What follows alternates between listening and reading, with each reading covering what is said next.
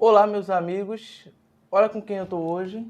Doutor Ulisses Dornelas, um advogado daqui de Pernambuco, conceituado na sua área, direito criminal, direito penal e econômico, pós-graduado em direito penal e direito também penal e econômico e direito tributário, né, doutor?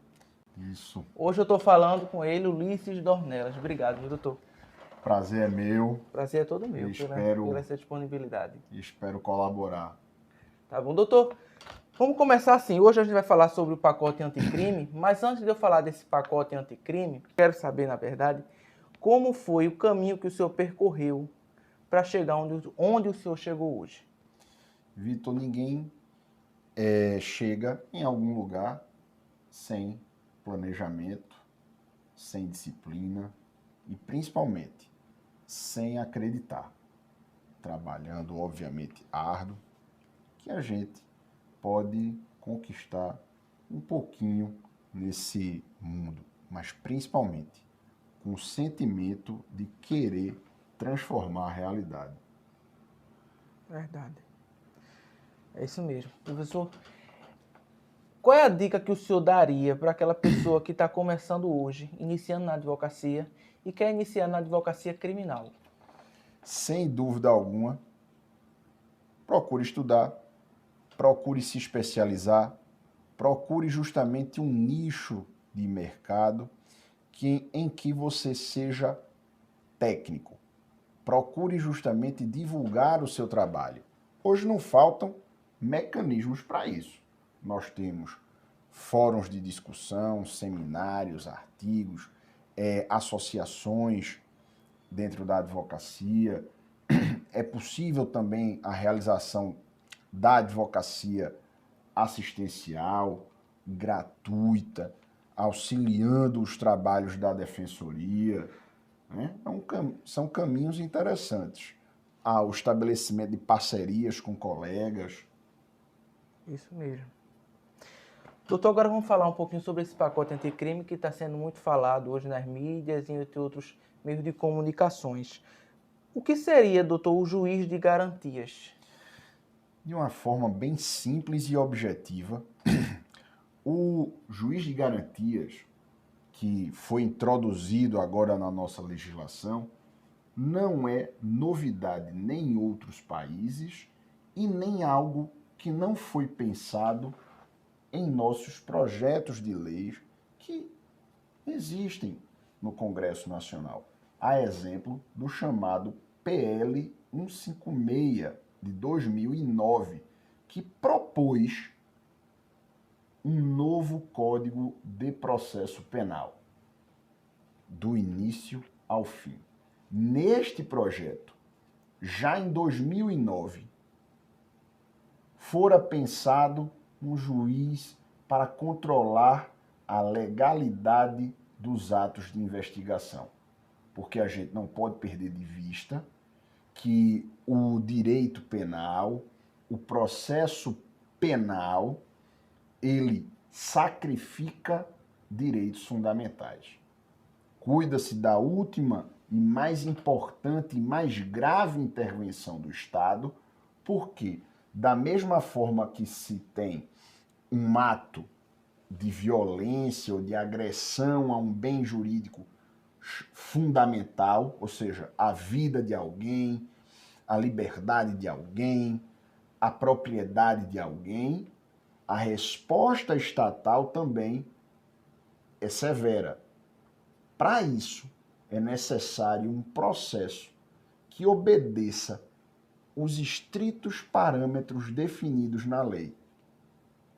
Como na nossa legislação havia um contato prematuro do magistrado com a produção da prova, até mesmo para preservar esse magistrado em relação a questionamentos quanto à sua idoneidade, à sua imparcialidade, à sua insuspeição, para que ele não fosse de qualquer forma viciado, e aí eu não estou falando de um magistrado tendencioso, mas Se ele toma contato com o conteúdo de uma representação para buscar e apreender bens, para quebrar um sigilo telefônico, para justificar uma prisão preventiva, como é que justamente se comportará este magistrado mais adiante, quando no curso de uma ação penal? Será que justamente quando aí sim deverá ser efetivado o contraditório? Mas será que justamente esse magistrado, ele, de acordo com as regras do sistema acusatório e da pensada paridade de armas, ele não tenderia para um dos lados da balança se ele, durante muito tempo, ou seja, durante a investigação, tomou conhecimento de elementos de convicção ou formou uma convicção, ainda que em caráter prematuro? Então, para se resguardar a ampla defesa, a isonomia, e que justamente haja um equilíbrio entre as partes, pensou-se justamente no reposicionamento de um magistrado que atuasse especificamente para controlar e gerenciar os atos de investigação, para verificar justamente se uma prisão cautelar é necessária, se justamente uma quebra de sigilo é necessária, se uma prisão é necessária, se aquele pedido de prorrogação da prisão temporária é efetivamente necessário, sem que justamente se traga um prejuízo mais à frente à instrução processual, sem que haja o contaminar do órgão judiciário. Para isso se pensou no juiz de garantia. Excelente. Mas isso que é justamente algo que está causando, inclusive, um rebuliço dentro da própria classe judiciária, pelos mais diversos aspectos que vão desde justamente de afronta ao poder, ou até mesmo a se dizer, se levantar, que não se tem caixa. Ora, o Estado foi que assumiu o compromisso de velar pela segurança pública. Foi o Estado que tomou para si o monopólio da atividade judiciária, criminalizando inclusive a chamada justiça de mão própria. Então não é por conta de ausência de caixa que ele não vai implantar não somente o juiz de garantias, como esse chamado, aspas, pacote anticrime, prevê uma reformulação nas centrais de produção de prova pericial, com a criação das chamadas centrais de custódia de prova, né? Então, dizer que não tem dinheiro não é desculpa. Com certeza. Ulisses, o senhor como advogado criminalista, como é que o senhor vê essa questão do tempo máximo de cumprimento de pena de 30 anos para 40 anos? Amigo Daniel, e o direito penal serve para resolver o problema da criminalidade? E eu não sei, até hoje, uma lei penal que efetivamente aplicada conseguiu efetivamente mudar o comportamento social. Porque na hora em que há a prática de uma infração, ninguém pensa no quanto de pena ou se justamente vai passar mais ou menos tempo recolhido. O problema, ou uma das mais diversas formas de se estudar o fenômeno do crime, é justamente buscar quais são as causas que vão dar origem àquela criminalidade. E, naturalmente, o endurecimento da lei não será a causa mais eficiente. É como dizem, tem que tratar a origem da doença. Tem né? que tratar a origem da doença. Não tratar só a doença. Aumentar a pena, o direito penal, a intervenção penal ou a intervenção judiciária penal, ou seja, uma sentença penal, pressupõe que o crime aconteceu. O direito penal entra depois do fato.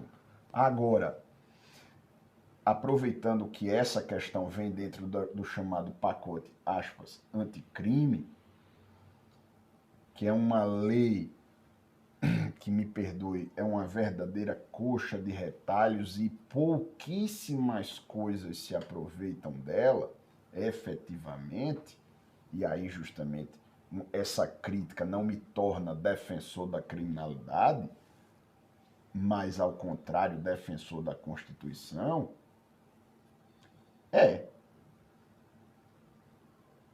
invista em educação, Isso aí. invista na saúde básica, invista no emprego, na qualificação, incrementar quanto de pena e quanto de recolhimento não vai resolver o problema. Não vai. Ao contrário, vai piorar. Enquanto, por exemplo, hoje as escolas estão sucateadas e os índices de evasão escolar são altíssimos, as nossas cadeias, as nossas unidades prisionais estão superlotadas. É isso aí. O nosso judiciário sucateado também, porque diz que falta servidor, tem muito processo, isso, aquilo, outro. Então nós temos uma lei, dita aspas, anticrime, que na verdade, me perdoe até a expressão, e surge uma provocação para os nossos queridos espectadores, de que ela serve muito mais a dar uma resposta para tentar encobrir um fenômeno de aparente impunidade ou de insegurança, mas que não é o judiciário que tem que se propor, não, a resolver. É a segurança pública. É o posicionamento da viatura, é o trabalho de inteligência, é a remuneração dos policiais, é o investimento em órgãos para investigar cientificamente, né, o crime. E aqui eu estou falando, eminentemente, numa pasta de segurança pública. Porque não investir, por exemplo, na polícia científica, e o pacote, aspas, anticrime criam as centrais de custódia, reflete em investigações criminais de baixa qualidade. E aí, como se diz, se prende na tora, se prende no timbre, se busca um cala-boca. E aí, voltando para a tua pergunta, nossas cadeias elas são vazias? De jeito nenhum. Não, né? Então você tem aqui um movimento ainda mais encarcerador. Não é? Um outro ponto, inclusive, dentro desse aspecto, para aumentar, né? O encarceramento é a reforma no tocante à questão do réu condenado no tribunal do júri, quando em um determinado quanto de pena, 15 anos, ele já teria a obrigação de se recolher ao cárcere. Ora, a prisão decorrente de sentença penal condenatória recorrível, ela existia no Código Penal de 1940, fora revogada e agora vem de outra forma. Já se falou em prisão após segunda instância, de forma automática. Nesse mesmo projeto já se tinha. O Supremo declarou a sua inconstitucionalidade em relação a um determinado caso, mas certamente. E aqui em relação à questão do Tribunal do Júri, para fazer novamente o link com essa questão dos 30 anos, ela vai encarcerar ou desencarcerar? Este país, Vitor, cria a chamada, já vivencia, na verdade, a chamada execução provisória às avessas, a execução provisória da pena às avessas. Nós passamos o ano passado todinho discutindo que a prisão, a pena, só pode ser aplicada a partir de uma sentença condenatória irrecorrível, transitada em julgado. Mas o fato de não ter o trânsito não significa que não se possa ter uma prisão preventiva. Não se pode. Só que as regras são outras. Mas, devido à baixa qualidade, devido à quantidade de processos, devido ao absurdo número de prisões cautelares que não são reexaminadas de forma técnica, com a finalidade de se resgatar este próprio réu, que não vai ser ressocializado nunca, e menos ainda de acordo com o próprio sistema de execução penal, se cria uma execução penal provisória às avessas, porque o camarada que está preso cautelarmente entra com recurso de apelação, mas é expedida uma carta de guia provisória. O advogado começa a frequentar a vara de execução penal, que é própria e típica de quem? Daqueles procedimentos já transitados em julgado. E sabe como é que o camarada termina saindo? Quando ele termina atingindo o prazo de progressão. Ou ainda, até mesmo, pasme, livramentos condicionais. E a apelação está pendente. E o exame da cautelaridade absolutamente fica para as cucuias. Porque se ele está, inclusive, progredindo, é porque ele pode sair. E se ele pode sair, não há necessidade da cautelar. E se não há necessidade da cautelar, ele não precisava ser preso. E aí, quando a gente vê essa inovação no próprio texto, essa má inovação, que ela é encarcerante, essa do Tribunal do Júri, ela é tratada logo após o encerramento do capítulo das provas e em seguida ao do juiz de garantias. Ou seja, coisas boas que parece que foram pensadas por uma parte da assessoria técnica, outra parte pensou outra coisa, mas quando a gente junta, vira um Frankenstein danado. É verdade. É fera, né não? Esse aqui é fera, viu? Vamos falar um pouquinho agora, doutor, sobre esse acordo da não persecução penal. O que seria esse instituto, doutor? Pronto, vamos lá. O acordo de não persecução penal, também tentando explicar de uma forma bastante simples, é mais um instituto despenalizador. Ora, da mesma forma como nós temos, por exemplo, nas infrações de menor potencial ofensivo, institutos como a transação penal, ou ainda de menor ou médio, em que se permite a suspensão condicional do processo. Aqui, quando o crime é praticado sem haver a violência, ou grave ameaça, né? Ou ameaça, ou ainda ele não seja praticado, quando haja a confissão do interessado, ele diz: de fato, pratiquei, estou errado, repara-se ou indeniza-se a vítima, restitui-se salvo-se impossível,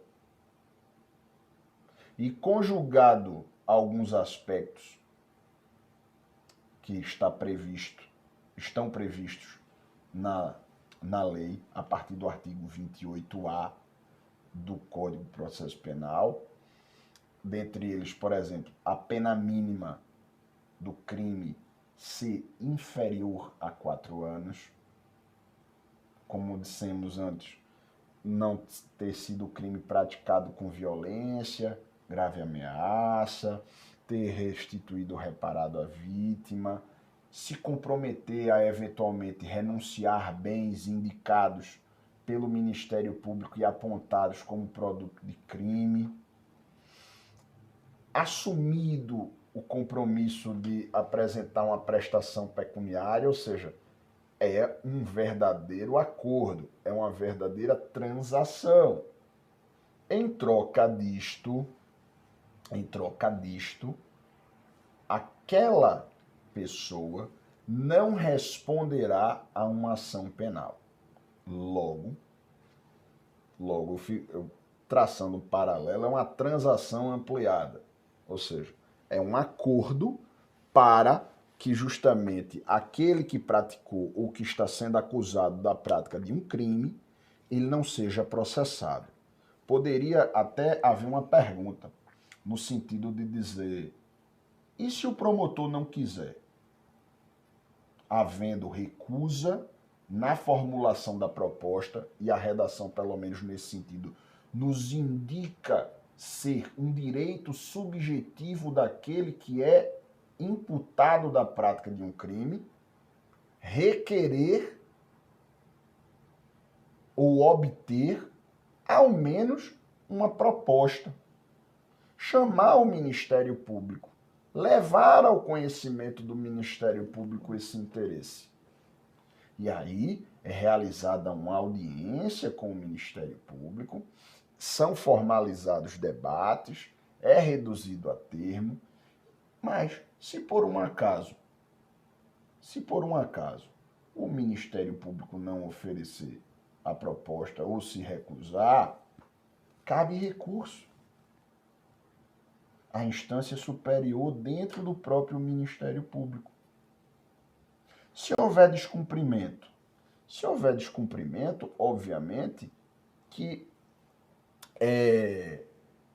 esse acordo pode ser desfeito, pelo menos na previsão legal, e haverá o encaminhamento para aquele juiz provisório, aquele juiz das garantias. Competirá a este juiz a homologação do acordo. E é interessante, pelo menos, a gente pensando alguns dos dispositivos, que esses autos eles ficariam em apartado. Não seriam encaminhados ao juiz de uma futura Então a instrução. decisão ele seria do juiz, né, doutor? Do juiz, a homologação é do juiz. Se o juiz pode, por exemplo, entender que não estão satisfeitos alguns requisitos ou que as condições não são adequadas e pedir a alteração de alguma das cláusulas.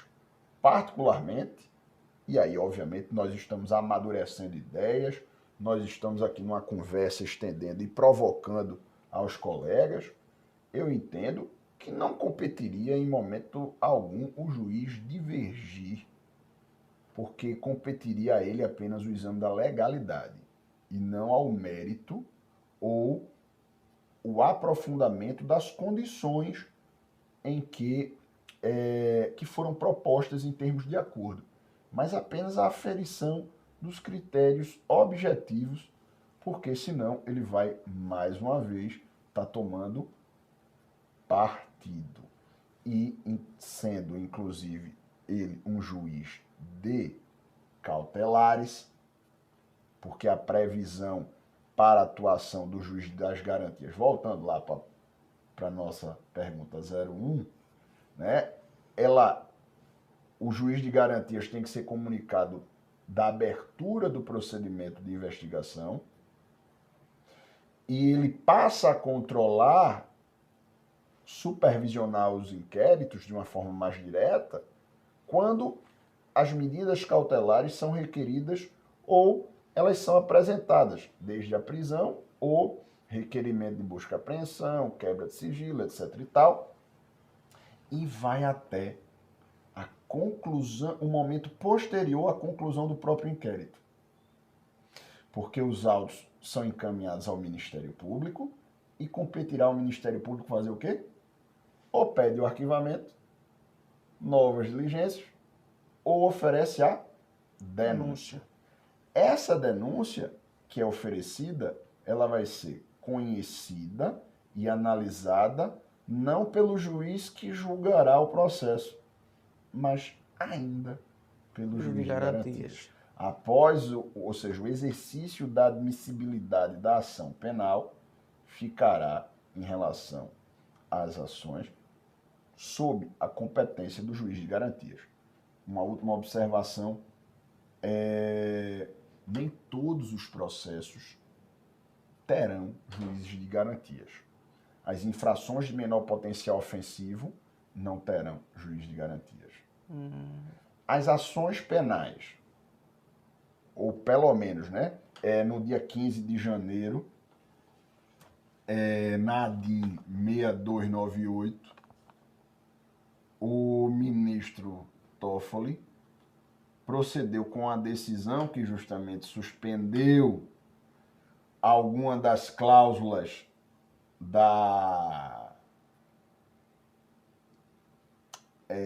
deste pacote, não especificamente do pacote anticrime, mas dentro desse pacote as normas que se referiam à aplicação do juiz de garantias. Por exemplo, é importante destacar, porque esse posicionamento em relação ao ministro foi muito criticado, mas ele terminou não mencionando, mas ao contrário da leitura do voto, é um voto relativamente extenso e tem que ser porque é uma decisão liminar, vale a pena ler, mas ele termina mencionando a respeito da constitucionalidade desse instituto. Justiça seja feita, dando a César o que é de César, pelo menos ele mencionou isso. Suspendeu a eficácia do dispositivo 3C, que mencionava que o juiz que atuasse na fase de garantias estaria impedido de proceder com a instrução ou de efetuar o julgamento, e aí ele termina suspendendo esse dispositivo por aparente, aí sim, inconstitucionalidade, porque violaria o artigo 96 e o artigo 125 da Constituição, que falam ali, respectivamente, sobre as atribuições do Poder Judiciário e a organização do Poder Judiciário. E aí a lei ordinária processual penal não poderia se investir nessa matéria.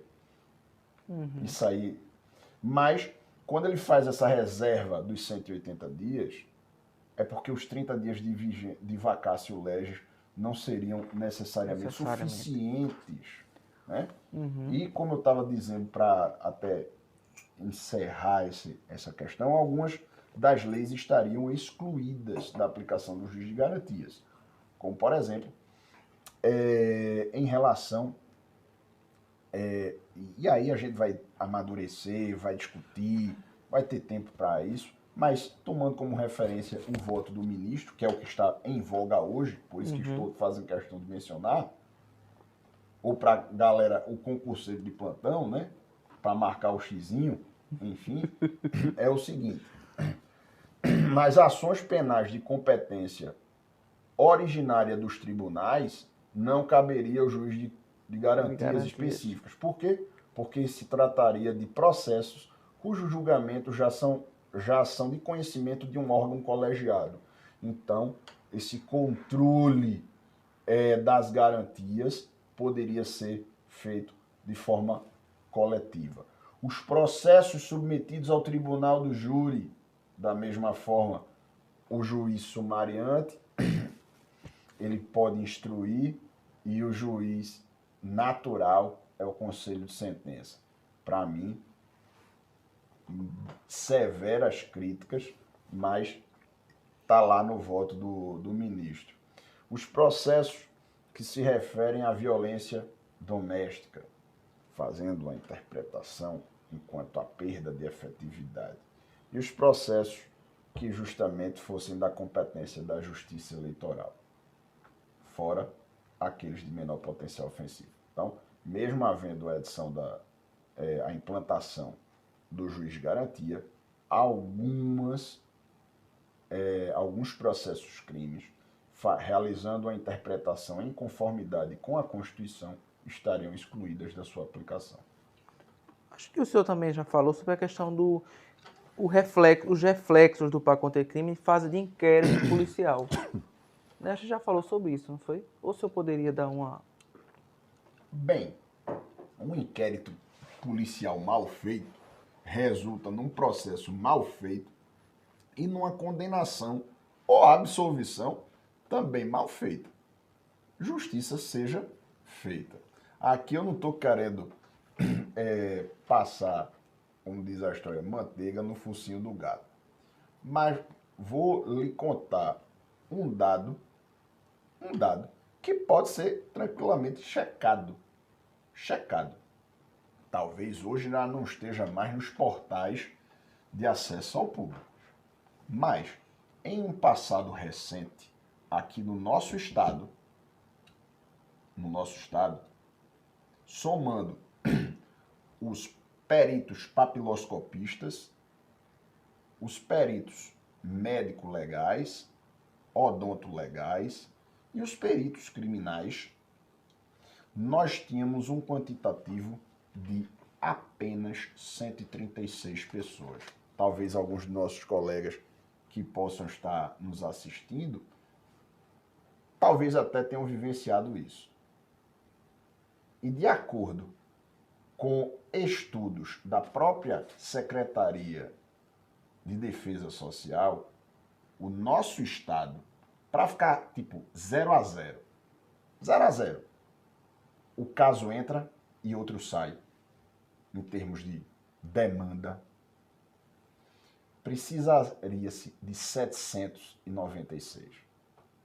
Um quantitativo de quase 6 vezes mais peritos. Viu a importância? Se você justamente não investe, você vai ter inquéritos, por mais que justamente possa ter o esforço da autoridade policial, o desejo, mas muitas vezes a qualidade péssima. Não por conta da autoridade, não por conta porque não tem investimento, né? E aí, quem fica na ponta da lança? É aquele que é o suspeito. É aquele que é o investigado. Aí vão dizer, não, mas para quem praticou não precisa de defesa, então não precisa nem processo. Prende logo e acabou. Não é. Mas não é assim. É verdade. Não é assim.